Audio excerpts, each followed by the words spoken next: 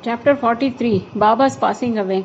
Previous indication averting death of Ramachandra Dada Patil and Tatya Kote Patil. Charity to Lakshmi Sinde, last moment. This chapter describes the passing away of Baba. Preliminary. The stories given in the previous chapter have shown that the light of Guru's grace removes the fear of mundane existence, opens the path of salvation, and turns our misery into happiness. If we always remember the feet of the Sadguru, our troubles come to an end. Death loses its sting, and the misery of this mundane existence is obliterated. Therefore, those who care for their welfare should carefully listen to these stories of Sai Samarth, which will purify their minds. In the beginning, Hemad Pant dwells on Dr. Pandit's worship and his marking Baba's forehead with Tripanda, that is, 3 horizontal lines. But as this has been already described in chapter 11, it has been omitted here. Previous indication. The readers up till now heard the stories of Baba's life. Let them now hear attentively of Baba's passing away. Baba got a slight fever on 28th December 1918. The fever lasted for 2 or 3 days, but afterwards Baba gave up his food and thereby grew weaker and weaker. On the 17th day, that is Tuesday, the 15th October 1980, Baba left his mortal coil at about 2:30 p.m. White Professor G.G. Narke's letter, dated 5th November 1918, to Dada Saheb Kharpade, published in Sai Leela magazine, page 78, first year. 2 years before this, that is in 1916, Baba gave an indication of his passing away, but nobody understood it then. It was as follows. On the Vijayadashmi day, Baba all of a sudden got into wild rage in the evening when people were returning from Simolangan, crossing the border or limits of the village.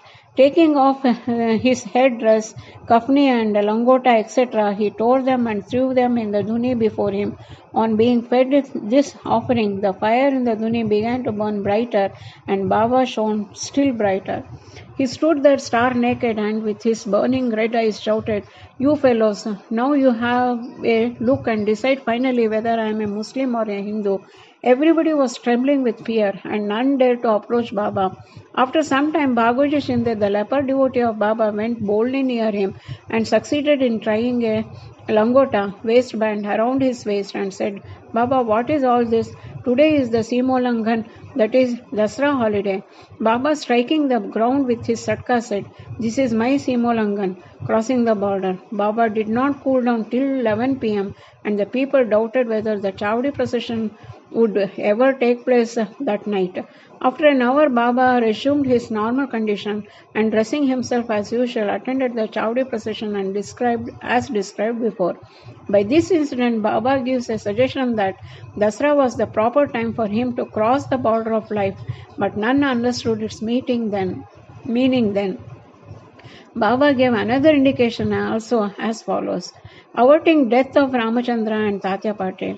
Sometime after this, Ramachandra Patil became seriously ill. He suffered a lot. He tried all remedies but finding no relief, despaired of his life and was waiting for the last moment. Then one midnight, Baba suddenly stood near his bed.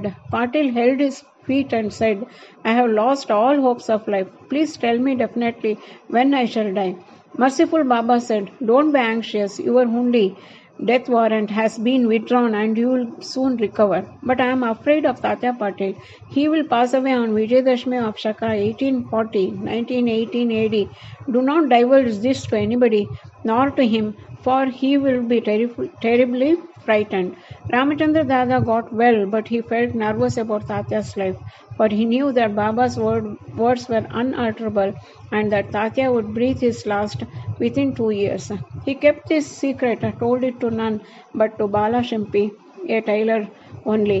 Only these two persons, Ramachandra Dada and Bala Shimpi, were in fear and suspense regarding Tatya's life. Ramchandra Dada soon left his bed and was on his legs. Time passed quickly. The month of Bhadrapad of Shaka 1840-1918 was ending and Ashwin was approaching. True to Baba's word, Tatya fell sick and was bedridden, and so he could not come to Baba's darshan. Baba was also down with fever. Tatya had full faith in Baba. Tatya's illness began to grow and had grow from bad to worse, and he could not move at all, but always remembered Baba. The predicament of Baba began to grow equally worse. The day predicted, that is Vijayadashmi, was impending, and both Ramachandra Dada and Bala Shimpi were terribly frightened about Tatya, and their bodies trembling and perspiring with fear, thought that as predicted by Baba, Tatya's end was near. Vijayadashmi dawned and Tatya's pulse began to beat very slow, and he was expected to pass away very shortly. But a curious thing happened. Tatya remained, his death was averted, and Baba passed away instead. It seemed as if there was an exchange. People said that Baba gave up his life for Tatya. Why he did so, he alone knows, as his ways were inscrutable. It seems, however, that in this incident Baba gave a hint of his passing away, substituting Tata's name for his own. Next morning, 16th October, Baba appeared to Dasganu at Pandharpur in his dream and said to him, "The masjid collapsed, and the oilmen and grocers of Shirdi harassed me a lot, so I leave the place. I therefore came to inform you here. Go there quickly and cover me with buccal flowers."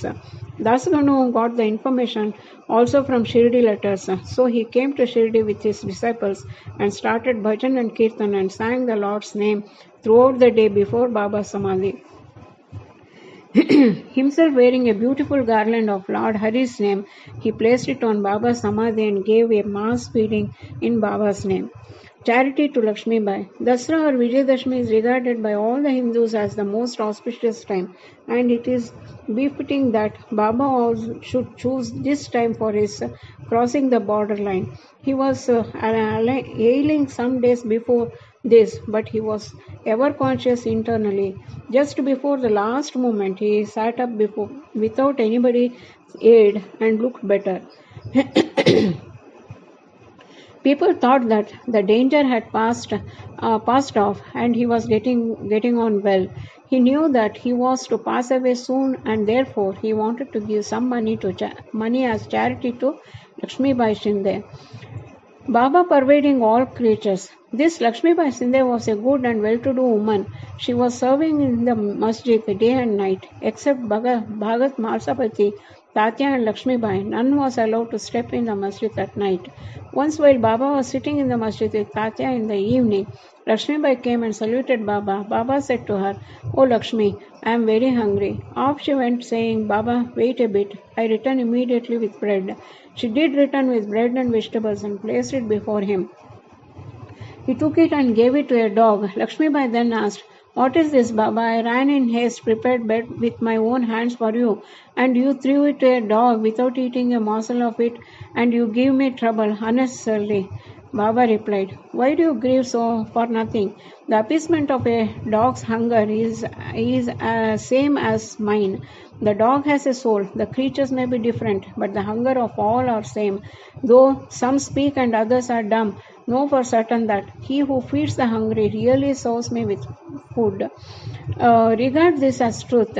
This is an ordinary incident, but Baba thereby propounded a great spiritual truth and showed its practical application in daily life without hurting anybody's feelings. From this time onward, Lakshmi Bai began to offer him daily bread and milk with love and devotion. Baba accepted and ate it appreciatingly. He took a part of this and sent the remainder through Lakshmi Bai to Radhakrishna Mai, who always relished and ate Baba's Ramlin Prasad. This bread story should not be considered as a digression. It shows how Baba pervaded all the creatures and transcended in them.